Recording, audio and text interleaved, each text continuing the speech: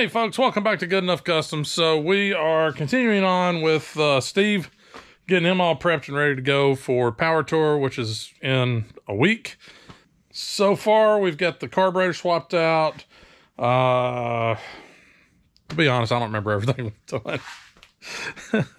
Let's see, carburetor swapped out. We did the mini spool in the back, new fuel pump, redid the fuel line, master cylinder, new brake pads, recovered the seat, new amplifier.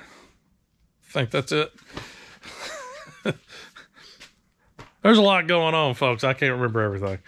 So this week we're going to go through and just kind of finalize everything, start getting everything tuned in, and then I'm going to drive the truck quite a bit this week coming up to make sure I get some good miles on it, make sure everything's working the way it should. I mean, it's a pretty long road trip. I think we figured it was somewhere around 1,500 to 1,700 miles. Leaving the house, going to Memphis, doing all the stops, and then going from Atlanta back up here to the house. It was going to be somewhere in the neighborhood of 1,500 to 1,700 miles. It's a lot. So just trying to make sure that everything's ready to go and we don't have to worry about, I don't have to worry about it breaking down or anything like that happening. That's always one of those little nagging things in the back of your head that just kind of go, something going to break. So I'm going to put some miles on it this week, make sure everything's good to go. Also got the new wheels, got them polished up, and they look very nice. So, so stay tuned and hope you enjoy it, and we'll catch back up with you here in just a bit. So we've got the new wheels for Steve. These are the Boyds that I found on the Facebook Marketplace. So I'm going to go ahead and start polishing on these, getting them ready for polish. First step is cleaning them really, really good. So you're going to want to use, a rag, a couple different brushes, to at least get the face good and clean. And then also might as well, while you're here, clean up the backside, get some of this grime and grit and crap off of it, and go ahead and clean up your beads. Get just overall clean the wheels and get them all done. I've already rinsed these down once.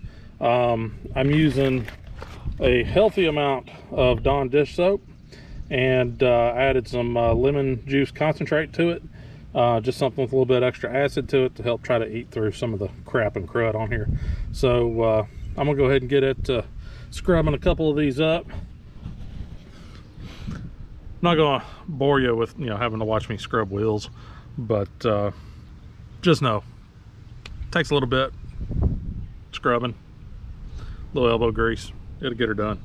So we'll catch back up here in just a moment. All right, so now we're in the shop and got all four wheels cleaned. Like I said, heavy amount of Dawn dish washing soap. I put about a bottle of lemon juice concentrate in with that bucket of water. Probably had 3.5 gallons of water in it. I used microfiber towel and a couple different types of brushes.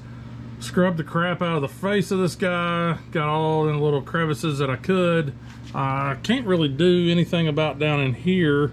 I wasn't able to break that stuff loose, so we'll have to get a little bit more aggressive trying to get down in this little gap right here. But went ahead and scrubbed on the beads, so they're much cleaner. They're not perfect, but it's the inside of the tire, so whatever. And then I scrubbed and scrubbed and scrubbed and scrubbed. Can't get this stuff off. So this would take some pretty good resurfacing work to do. I'm not that worried about it. This, you get in here with some sandpaper, I don't know, 800 grit maybe. That might be a little too aggressive, but it's got some pitting to it. There's also some sharp edges. I guess they had this on a lowered truck, and you can see right here, better not rub my finger across that too hard, but I'm guessing they had a lowered truck they had this on, or a lowered car, and it grabbed a lower control arm or something, ball joint, tie rod end, something it grabbed. So anyways, you could probably get in here on the back if you're really worried about it. Probably hit this with like some 800 grit, maybe something even a little bit coarser. I'm not sure if you'd want to go too terribly coarse, but get this thing down, basically take it down to another layer of aluminum, take off this top layer, and then come back, buff it out real good, seal it, and you know, this would shine up just as good as the front. So yeah, the back could shine up as good as this front, you know. And of course this isn't really polished or anything. This is the worst wheel out of the set as far as oxidation and needing the polishing, so I figured might as well start with that. So so what I'm going to do is I'm actually going to test, I got a couple different products here. I've got this Never Dull. I've used this a lot on small pieces like the chrome surrounds, pieces of the grill, you know, stuff like that. This does a good job on that little stuff, as long as it's not really oxidized. I'm thinking this probably won't do as good a job on this as what I need. Probably a little, this is more for after it's kind of shiny and just more or less just kind of upkeep type stuff. So I doubt this is going to do anything, and I may not even hit it, but just kind of showing it. This is also sold under Eagle 1. It pretty much is the exact same stuff. I've also got some of this Mother's mag and aluminum polish. This stuff works pretty good. You've really got to work it in to really start, you know, putting a dent in that oxidation. It does an okay job. Doesn't really have any grit to it. You know, it'd be nice if it did. Just at the parts house, this is all they had. This is the, you know, they had this and the Never Dull, and then they also had this White Diamond. Let's see if you can see the label there. White Diamond metal polish. This stuff, I've heard good things. I've never used it. It's really liquidy, so I figure this stuff, you know, probably isn't going to dig down in there really good. I probably am going to use a little bit of 15 grit. I know it only says 500 on it, but this is 1500. Oh wait, there it is. 1500 grit sandpaper. I'm gonna cut this into little pieces, make it just a little bit easier to maneuver with, and I'll probably use some of this White Diamond stuff just to kind of use it as a lubricant and get in here and just work small sections. You know, you just want to hit little sections at a time and get that, you know, scuffed down good, and then move on. And then, you know, 1500 may be a little too aggressive, and if I still have scratches in it, I can go up to like 2000, 2500 grit. You know, you can go way on up there, like, you know, 4000 grit. You know, just insane fine stuff. And the finer you go, the smoother it's going to be. So another thing that I've seen is using like the Mothers with some baking soda. I've got a box of that somewhere around here, and that gives a little bit of grit to it. It's not much, and that'll kind of help get that oxidation layer out.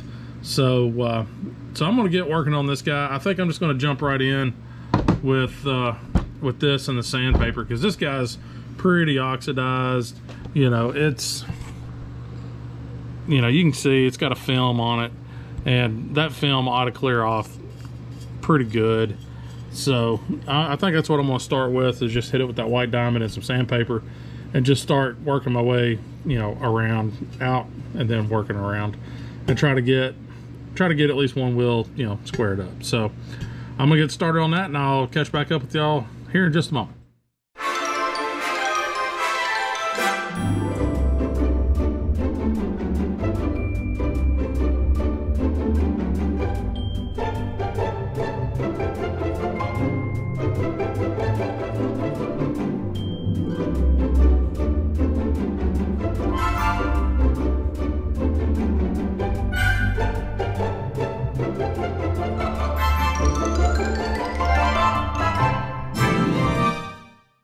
So you can see right here is where I was sanding, just working it in, using the what is that stuff, White Diamond, as a lubricant, so to speak. Using that with the 1500 grit sandpaper, and just worked it in all the way down to the lip, even out here on this outer edge of the lip. And you know, it's scuffed it up pretty good. I did go back just as a comparison and just hit this with the microfiber and just the White Diamond stuff. Yeah, it shined it up, but you can still see the little imperfections just in there. And doing the sanding is going to take those imperfections out. It may not have gotten all of them out right there on that first go. May have to do another pass on it, but this will buff out really, really nice once I get in there with the buffer and the buffing wheels and get this buffed out. So I'm going to keep moving, and we'll catch back up here in a bit.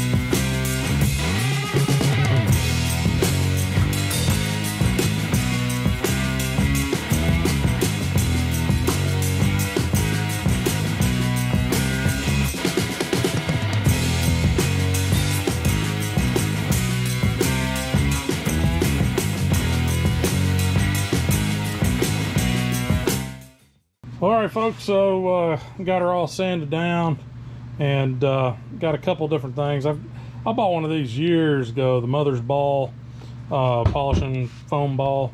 It seemed to work okay if it's not real bad. But this is what I picked up the other day off of eBay, Craigslist, Amazon, Amazon.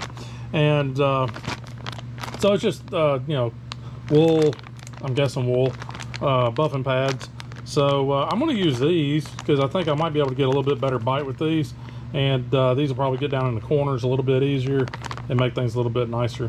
So one of the things you got to remember whenever you're buffing on these guys is don't take your drill and just go full bore. You'll want to throttle that back a little bit. You want to keep that thing, you know, at a nice steady speed. May even kick it down from the number 2 setting to number 1 setting, you know, low and high on your drill. It's like, here's high, and then kick it down to low. It's quite a bit slower, so might want to put that on low.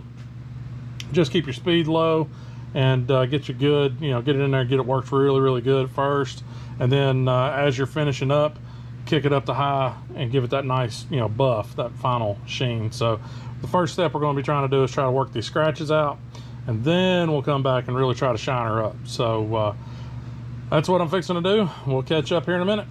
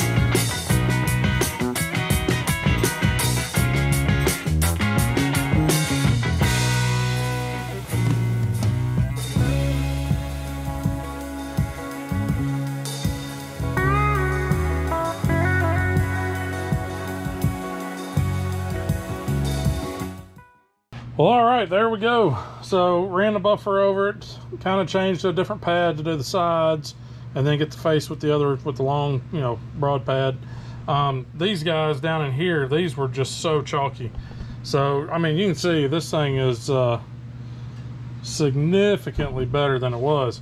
Now, it still has a few dull spots right in, you know, right in along these edges where I didn't get all the sanding out. Primarily this main lip right here. There's still some in this lip as well. I'm not really seeing any on the face, but I'm gonna go back over it. I'll probably go back over this guy, and I'm probably gonna hand do it this time, because using the buffing wheel, that got that first coat, that first pass done. So I'll probably just hand buff this side or this thing this time around, and that should be pretty much it. So one thing you can do whenever you're buffing on these wheels, you know, if you've got some aluminum that you're going to polish up and get them, spend a lot of time, because I mean, this is going to take a while. I mean, I got 4 of these guys. This is the first pass on this, and I've been working on this for an hour and a half, not including all the washing and scrubbing I did prior to. So about an hour and a half to get it pretty shiny. I've still got some work to do, but so it'll probably be a good 2.5 hours per wheel. So what is that? I can't math that fast. 12 hours roughly in your wheels, just getting them polished up and ready to go. And that's if they're not terrible. I mean, you may have to go a couple passes with the sandpaper, using different, you know, grit sandpapers. So one thing you can do to protect them is they actually make a wheel wax. I've heard people say just use some turtle wax paste. You can put that on there, you know, get it good covered, just like you're waxing a car. That'll protect it, should protect it, you know, pretty much 3-4 months. You're going to really need to kind of keep on top of it. Another thing a lot of folks do is they'll get them all polished up really, really nice, and then they'll hit them with clear coat, and that kind of locks it in there. I'm not familiar with that, so I know it's out there, but I'm not familiar with the process on that. I would assume there's some sort of prep that's involved in order to make sure that the clear sticks and doesn't start lifting, or if you use a crappy clear, it'll start yellowing. And I don't think I'd want to be the guy trying to pull the clear off of that, at least not chemically. I'm sure there's a chemical you could use to strip that paint off, but so there's a couple different options for you know, for securing the shine. You know, option 1, a little bit of wax. You just have to keep up on it. As long as it doesn't get too bad, you can go back and just repolish and then put another coat of wax, and you should be all right. Me, I'm not going to clear coat it. I'm just going to throw some wax on them, call them good. You know, I can take them off and buff them up and clean them up if I need to. I probably won't, but whatever. So I'm gonna get back on this wheel. I'm gonna get it hand polished, and then I'm gonna hit another wheel probably tomorrow night. So it's getting a little late in the day.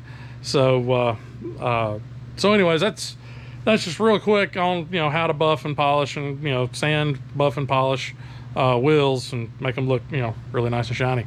So I guess we'll catch up with y'all guys here in just a little bit. Well, all right, folks. So yeah, took about 3 days after work. Roughly 2.5 hours per wheel, give or take a little bit. I haven't finished all the center caps yet. I'm still working on those, but I've got the wheels all polished out, and one center cap. So you'll see my table, how messy it is, and it's a filthy job. So, you know, be sure and dress appropriately. But yeah, she shined up real nice. So yeah, there's the finished product. Yeah, basically hit it with this white diamond metal polish, little strips of 1500 grit sandpaper. Probably went through, I don't know, a lot. 1500 grit sandpaper with this white diamond metal polish. Wet sanded the entire wheel and the center cap. Once that got done, wiped it all clean, and then came back with what did I do then? And then I came back with more of the white diamond stuff. I used about a half bottle of this. It's got a little grit to it, but then I took and just sprinkled it all over, Hit it with the foam ball. As you can see, she's used to be red. Hit it with the foam ball. Nice steady pace all the way around, getting every surface that I possibly can with that foam ball. I would wipe it back down and then come back and hit it with this little guy to get down in the corners and do the face and get down in these little grooves.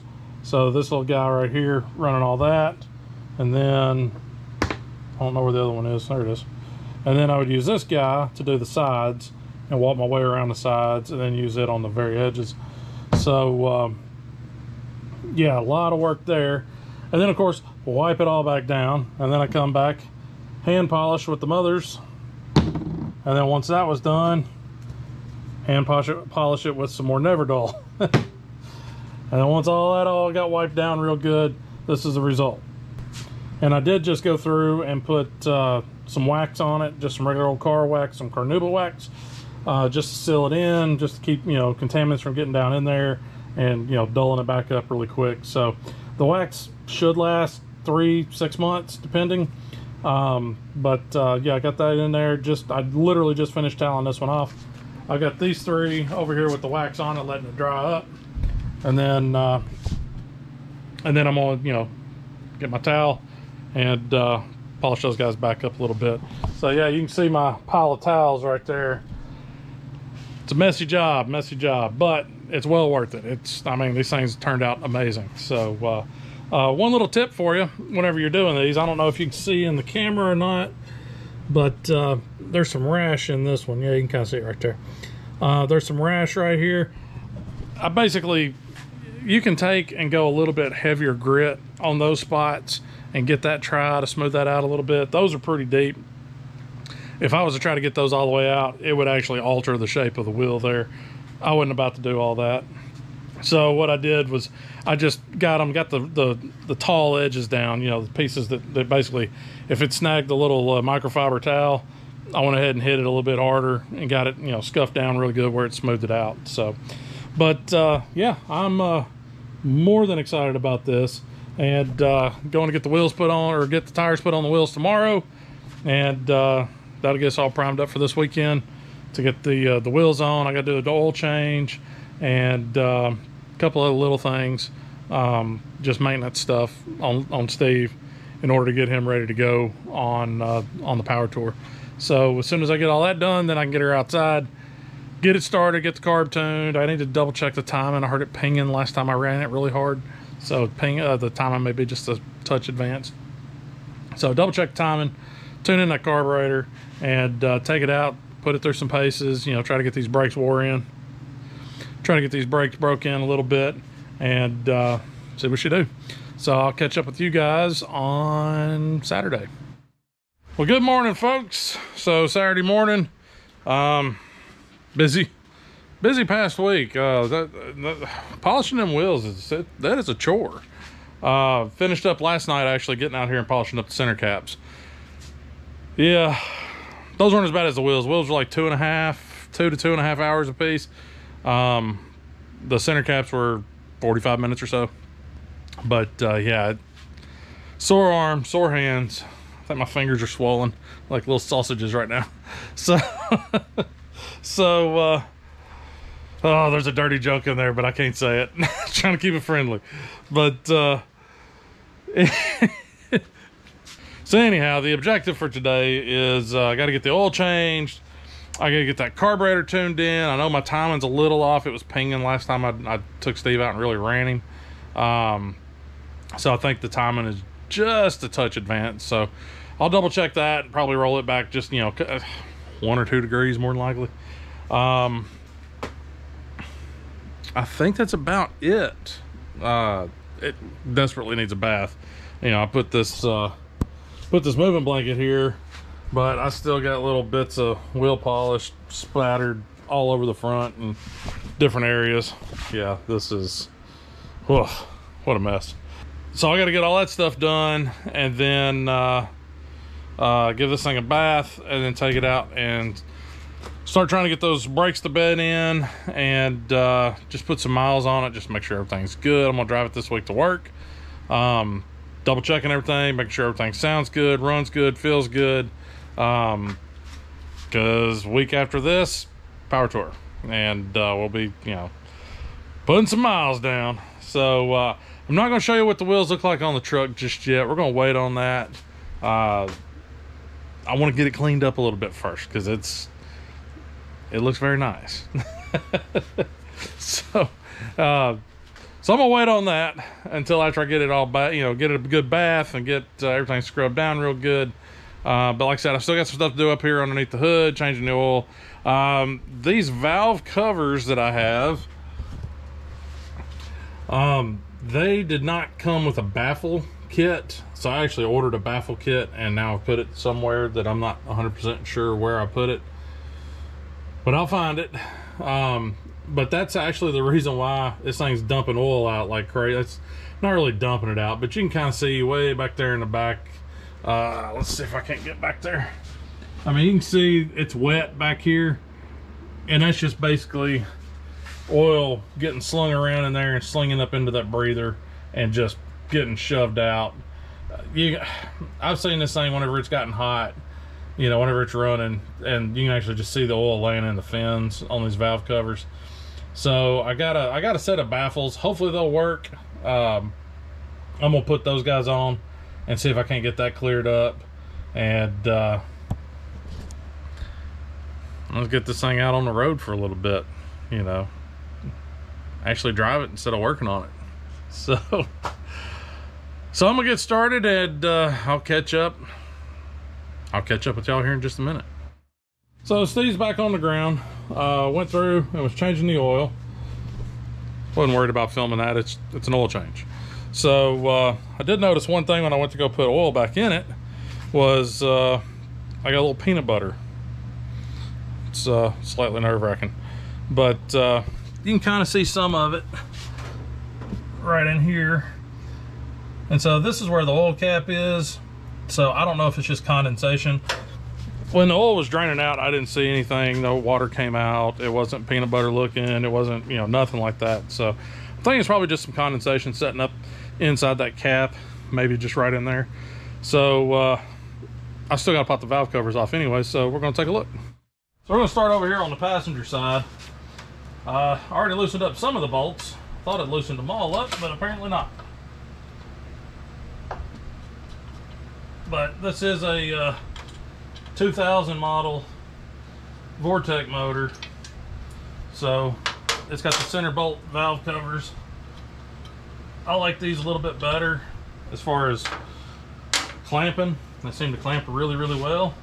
The only problem I have with them is you're kind of limited on what you can do for designs and whatnot.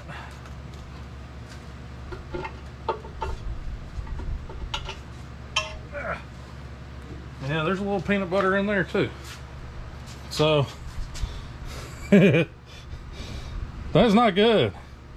I'm really hoping this is just condensation. Steve does sit a lot. It doesn't get driven as much as I would like. And there already is a baffle in there. There's a lot of moisture in that. Let's pull this other side off. See what we're dealing with over here.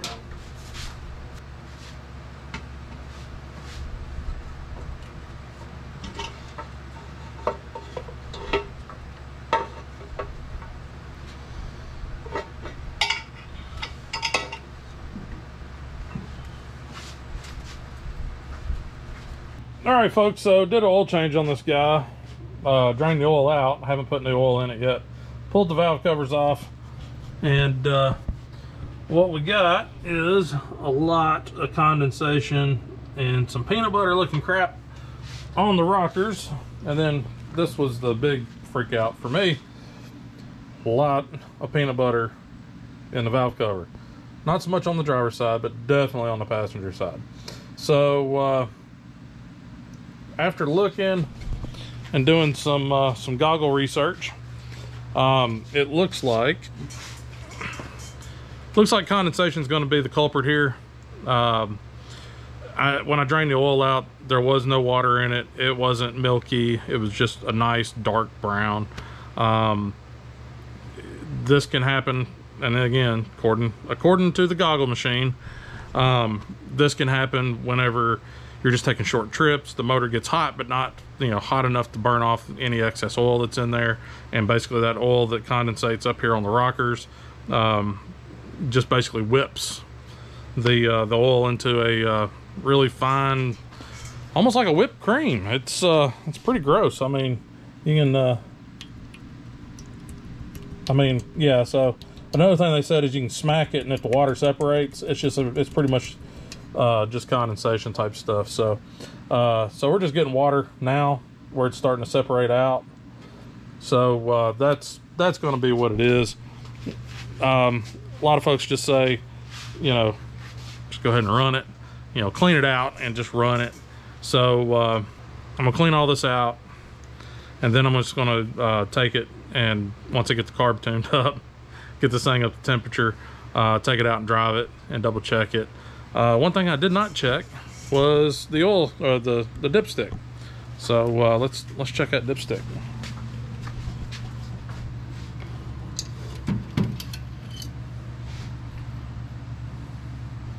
And so dipstick doesn't have, it's just got that honey brown color to it. It ain't got a whole lot of oil on it since I drained all the oil out of it. But I would think if it had that whipped crap on it, it would still be stuck on there, because that stuff is I mean, these have been sitting here for a half hour or so, and they're just, this stuff hadn't moved. So I think I'm good there. Like I said, not too worried about it being like a cracked head or head gasket going bad or anything like that. There's nothing in the antifreeze. Like, the oil was clean, you know, dirty oil, but it didn't have any water or anything in it that would make me think there was a bigger problem here. But it appears as though it's just going to be condensation.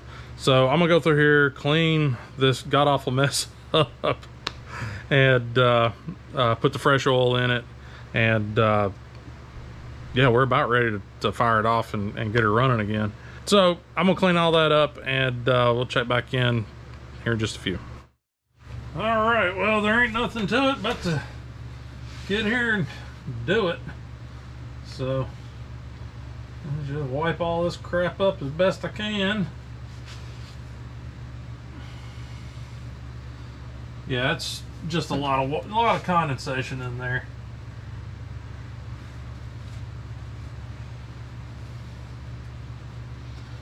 It actually looks a lot worse than it is. Yeah, it looks a lot worse than it actually is. I mean, you can see this thing's, it's not even really greasy, it's just wet. So a lot of aerated water in with that oil. So yeah, I'm not at all worried about this.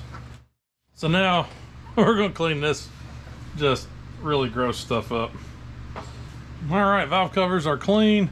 I'll go ahead and slap them back on there and get them snugged down real good, and fill up my oil, and then moving on to something else. Well, all right, folks, so I got the engine all good and hot. Actually still had some air in the cooling system, so backed it up on a hill, just get a little incline with the nose up a little bit, and pulled the cap off, let it run, and just keep bubbling out until it stopped bubbling out, you know, a bunch of air. So that's all good to go now. So now I'm going to get the timing set, because I know that's off. So I'm going to get that done real quick, and then we'll tune on that carburetor.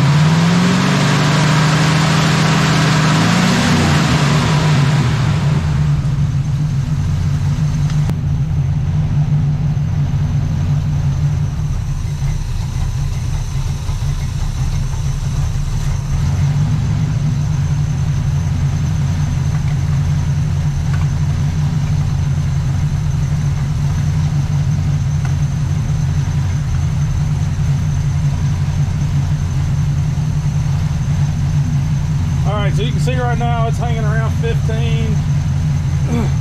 It's hanging around the 15 inches of vacuum.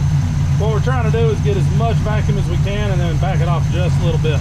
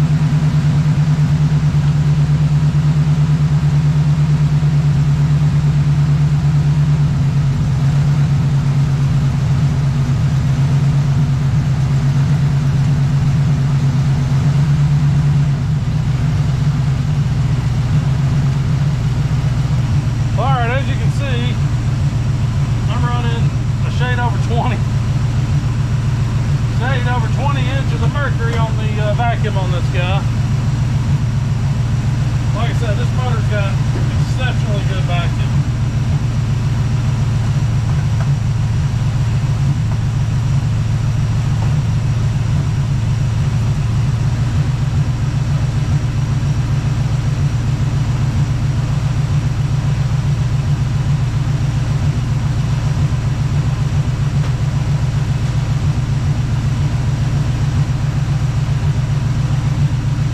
I'm not sure if y'all can hear it or not, but there's a little pop, pop, pop every once and again. I need to trace down.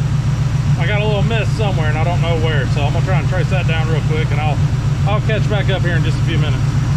So yesterday, I left off with I had a little miss I was trying to figure out and trying to find, and I spent way too much time hunting and trying to figure out where this miss was. All the wires seemed fine. Plugs, I went ahead and swapped the plugs out. It really didn't need plugs, but I went ahead and did it anyways. Figure, why not? I went through all sorts of stuff on this thing, trying to figure out where that little stumble, that little miss is. It's only at idle, which is really weird. So once it gets rolling, it's pretty good. It does have a little bit going down the road a little bit. It does pop and bang a little bit, but the only thing I can figure is I've got one cylinder that's maybe off just by a little bit, and it's catching it with a valve open still. Or maybe I've got maybe my cam's got some damage to it or something. I don't honestly know. So I figure best thing is just go back, retime it, double check it, get it back to top dead center, make sure everything's lined up where it should be on the distributor, everything's lined up where it should be on the crank, so that way it's, I don't actually have a timing mark on this block, so it's kind of a best guess type thing. So I guess I'm gonna rotate this guy back to top dead center and try to get that figured out, and then go back and reset time, double check everything, make sure it's good. So that's kind of where we're at today, and it's a short time. It's on Sunday. Like I said, I burnt a lot of time yesterday trying to nail down where this little miss is, and it's bugging the hell out of me.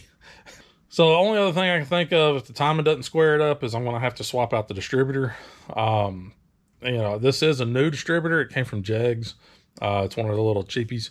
Like I said, when I built this thing originally, I was budget building the hell out of it. So it was like their $99, super cheap generic distributor. I put one of those on Big John as well, and again had the same issue where it was just a little stumble right off idle. So I ended up swapping and putting an MSD distributor on Big John, and that seemed to have cleared it up. So I don't know if it's just something in these little cheapy distributors that it doesn't like, or what. But I do have a couple extra distributors laying around. They should be fine. One of them I know the wiring harness is melted on, but the other ones seem to be just fine. So worst case, I can swap out the distributors or swap out the guts. Could go that route. So I don't know yet. We'll figure this out. So I guess that's what I'm going to do now is go ahead and get this guy rolled over to top dead center and just verify my timing marks where it should be, and make sure everything is as it should. So we'll catch back up here in just a moment. All right, I wired up my little party pistol here to just bump it over.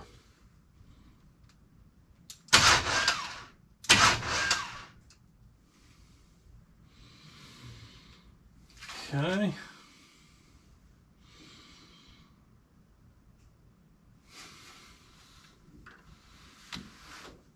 I guess I need to open up that distributor cap so I can see what I'm doing.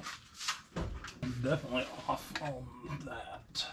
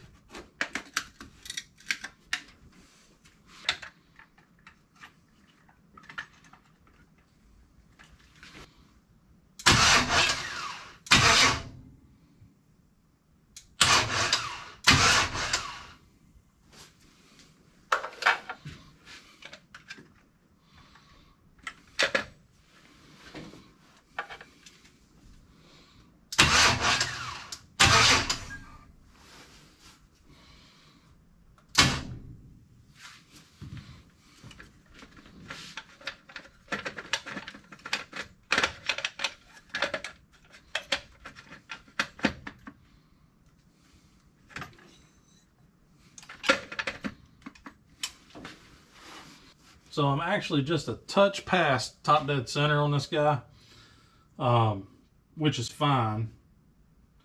Because what I was having to do is go by one of my brackets down here. I was using my power steering bracket as my timing mark, basically.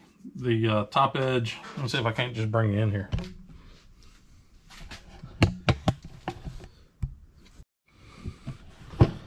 So you might be able to see it. There's a little red line right there on the timing mark on the crankshaft. It's right at the tip of my finger. And it's really hard to see on camera. But that top dead center basically lines up with this top of this bracket right here. So if I'm sitting right over here, I can usually catch it top dead center right there. So that's what I base my timing off of. And it still looks to be pretty close, pretty good. So, you know, like I said, unfortunately, it doesn't have a little timing mark on there. I didn't think to put one on it whenever I was putting this motor together. You know, putting all the front accessories and stuff on there. I should have, you know, hindsight being, you know, 2020. But so yeah, so my timing's in, you know, it's okay. I don't have my distributor rotated the right direction. Usually you want plug number one pointed at plug number one, you know, on the distributor. You want it pointed at your number one cylinder. Mine's actually pointed back towards the driver. So I think I'm gonna go ahead and pull the distributor up, turn it, and get it back where it should be. And I think we'll go that route with it. So not exactly what I planned on doing today, but I guess we'll give her a shot and retime this thing. So anyhow, I guess that's what we're doing. So I got the distributor out, and I didn't know this back whenever I was doing all this, but so the problem that you have is trying to get your number one lined up, which needs to come over here to the number one cylinder, and your oil pump drive. That's that little slotted spot right there. They actually line up. So if you didn't know that, there's your slot. It's going this way. It lines right up with the top of the rotor here. That rotor's a little eat up. I may need to put a new rotor on this. But yeah, so you can do that to line them up and make sure that the oil pump is pointed in the right direction. So one thing you can use is, if you have it laying around, they make tools for all this stuff. I got an old distributor that got, you know, pulled apart. Actually, I don't even know where I got this. I think my buddy Jason gave this to me. It was just a part that he had laying around. So you can use this and do the exact same thing. So the little slot right here lines up perfectly with the blade down here. So you can point that guy directly at cylinder number 1. So just be sure if you're using one like this guy's been sitting in a box and not the cleanest environment. So rather than keeping, getting everything contaminated, I'm gonna drop this in. I wiped it off first. So I'm gonna drop this in and find my oil pump.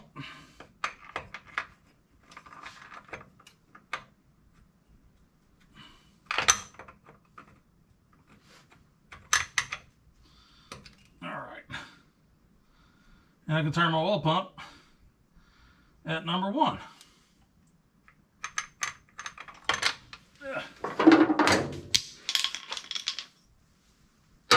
You can also do that with a long screwdriver. But the problem I've always run into is getting the darn thing lined up. With it being at the very back of the motor, you can't quite get your head back there to see where that thing is, at least with the hood on. So, trying to get a screwdriver set down in there and find the thing first and then turn it, to the point that you want it to go. This is a much simpler solution. So now we can take and drop the new one in, or the old one.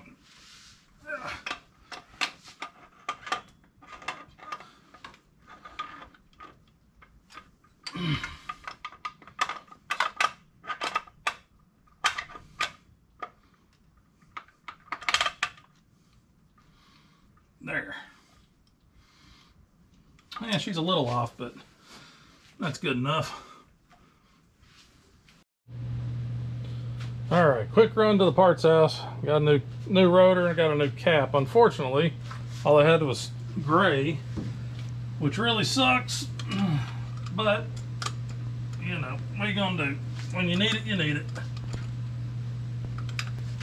So I got a new cap. Unfortunately, this is what I'm having to do for my rotor. Beggars can't be choosers when it comes to stuff like that. So down the road, I'll go and get, something that looks much better than this. All right, so distributor's now set-ish. Plug wires are in there. In case you don't know the Chevy firing order, it's 1843652. So that's kind of the standard Chevy firing order. It's actually the firing order on a lot of stuff, but I'm gonna take and give this lock ring for the distributor just a couple little turns, just to make it so it ain't, so sloppy. All right, got my timing light hooked up. I guess I'm going to open up the door and fire this thing off and see if we can't get her timed out.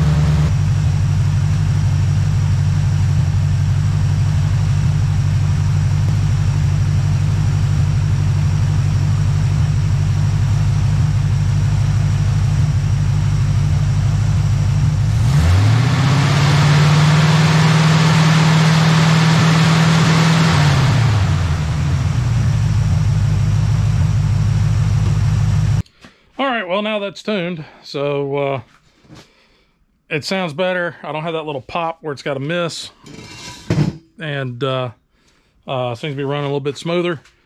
So I guess there was something either going on with the old cap, which the old cap, I mean, you can see she's a little chewed up. Let's see if we can't get it under a light. She's a little chewed up, a little burned in. So and then the old rotor, I don't even know where I put that.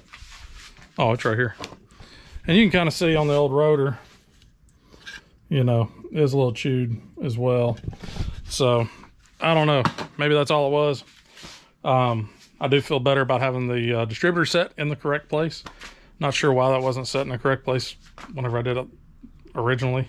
So, whatever, who knows. So, I guess all that's left is close the hood and take it for a test ride.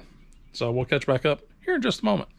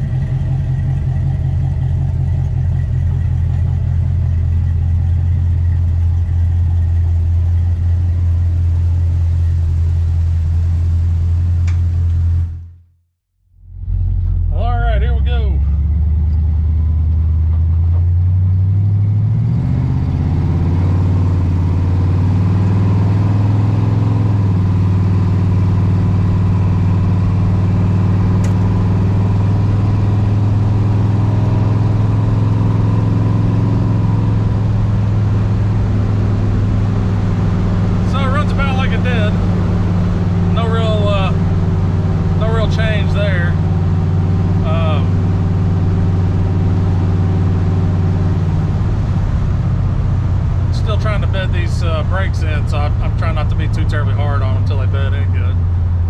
So I'm not hot lapping these curves like I usually do, but a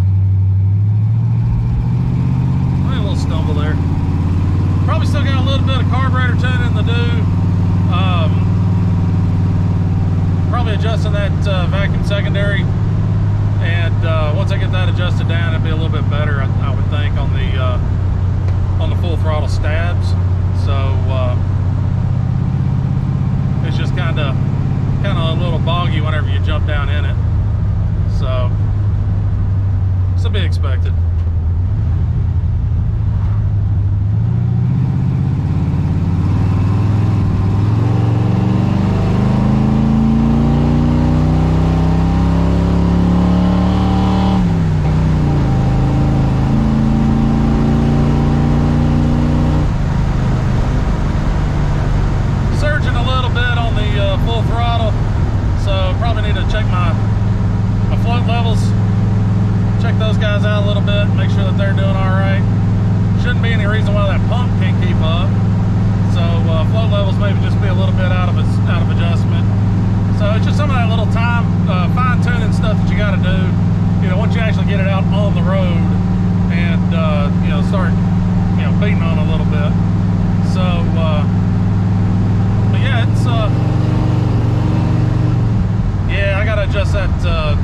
Vacuum secondary, you can feel it dip and then want to start pulling in. So I can adjust on that. That's pretty easy. I think it's, if I remember right, it's just a little set screw.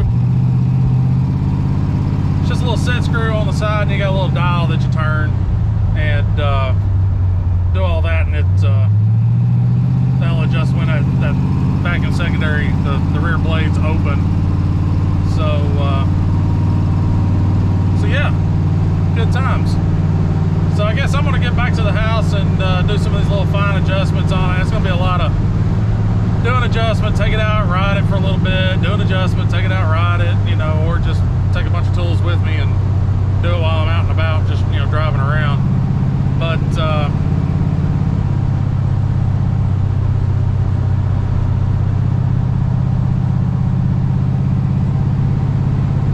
yeah, Steve's back on the road. I'm going to enjoy the hell out of it, I guarantee you. And so I guess that'll wrap up this episode. So next week, I don't really have anything on deck for next week other than packing up and getting everything ready for the road trip. So maybe next week I'll go over some of the tools to take, at least some of the tools that I take. Best way to pack them up. Make sure you don't bring too much. Make sure you don't, that you don't bring in, make sure that you don't bring too much, and make sure that you're not bringing not enough, if that makes sense. So if you haven't liked the video, go ahead and hit that like button. That helps the algorithm out. If you haven't subscribed, go ahead and hit that subscribe button. Again, helps the algorithm, helps build the channel. We just crossed over 600. I think it's sat at 590 something for like 3 weeks. and then finally crossed over to 600. So anyways, that's gonna do it. Just remember, folks, it ain't gotta be perfect, just good enough. Y'all take it easy. We'll see you next time.